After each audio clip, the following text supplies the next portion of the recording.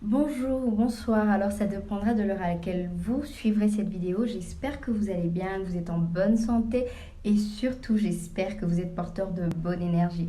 Me concernant, tout va bien, je me porte très bien par la grâce de Dieu. Alors vous connaissez certainement cette expression qui dit à tout vouloir posséder, on finit par ne rien avoir. En d'autres termes, par moment, il faut non seulement apprendre à apprécier ce que l'on a, mais aussi à en être satisfait. Alors rassurez-vous, on va y aller tout doucement. Alors commençons par ce point. Êtes-vous du genre à être toujours insatisfait? Vous savez, l'insatisfaction peut être abordée sur beaucoup de plans. Par exemple, sur le plan relationnel, sur le plan sentimental ou encore sur le plan familial. On peut être insatisfait parce que, par exemple, on se sent seul. On peut être insatisfait parce que on voudrait être aimé par quelqu'un d'autre. Ou encore parce que dans nos projets, on vise un peu plus loin, un peu plus de renommée, un peu plus de reconnaissance. Ou encore, on peut être insatisfait parce que notre couple ne ressemble pas à celui d'un autre, parce que nos enfants ne sont pas tels que l'on voudrait. Alors, bref, vous avez compris de quoi je parle. Pour revenir à notre point de départ, il est important de comprendre que l'insatisfaction est directement liée à l'attente et à la recherche de quelque chose ou de quelqu'un, ce qui n'est pas mal en soi, on est d'accord. Seulement, il ne faut pas oublier que parfois, il n'est pas convenable de s'attendre ou de rechercher au-delà de ce que l'on a déjà. Écoutez, je vais vous donner un exemple.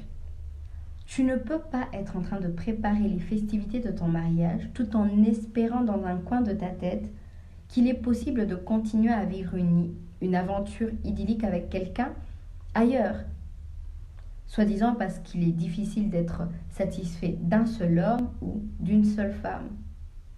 Ce n'est pas logique. Comment dire? Vous ne devez pas vous disperser, au risque même de perdre ce que vous avez déjà. Apprenez à avoir de la retenue. C'est très important. Vous savez, c'est un piège pour un homme que de livrer son âme à une insatisfaction permanente. Dites-moi, trouvez-vous normal que malgré toutes les grâces, les privilèges dont Dieu ne cesse de vous faire part chaque jour, vous ne ressentez jamais un contentement profond et durable? Est-ce normal? Non. Cela est loin d'être normal. Et par moments, il est important de voir la vérité en face et de reconnaître que cet état d'insatisfaction permanent est un véritable problème. En outre, il faut premièrement reconnaître que cela est un véritable souci. Et vous verrez, cela sera automatiquement comme un déclic là-haut, dans ce quartier général qu'est le mental. Avez-vous déjà constaté que notre mental a pour habitude de nous pousser à l'extérieur pour chercher une forme de satisfaction? Ça peut être une satisfaction financière, une satisfaction sociale ou une satisfaction matérielle. Peu importe ce que c'est. Notre mental nous pousse à croire qu'au travers de ces choses, nous parviendrons à être comblés.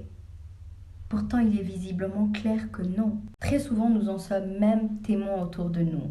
Nous voyons des gens qui ont réussi dans leur carrière, des gens très riches, des gens très célèbres, des gens même qui semblent apparemment très heureux en famille, mais qui malheureusement partent dans la drogue, dans l'alcool ou qui finalement se suicident.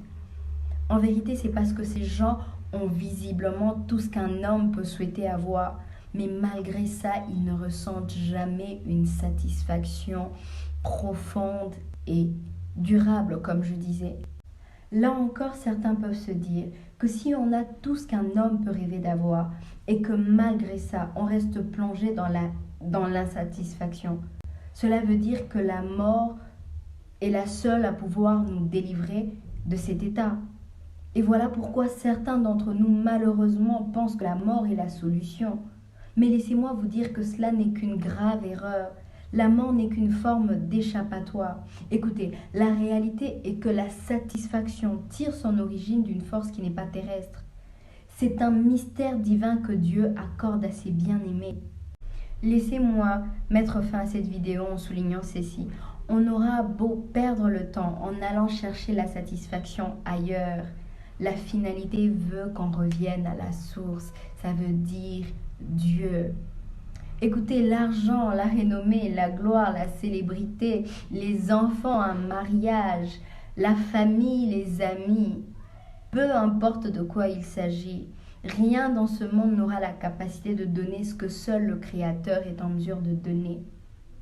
Alors ça sera tout pour moi aujourd'hui que Dieu, le Créateur, celui qui a fait toutes choses, vous donne la satisfaction dans tout ce que vous faites, dans tout ce que vous vivez. Alors c'était The Christian Feminist. Je vous avoue que c'est avec beaucoup d'émotion que je ne peux que dire merci 100 fois, merci 1000 fois, merci. Vous êtes nombreux à avoir envoyé une contribution pour la rentrée scolaire des enfants et franchement que Dieu qui voit dans le secret, vous le rende 100 fois plus. Vous êtes incroyable. Il y a encore quelque temps, on m'aurait dit que j'aurais eu une communauté comme vous.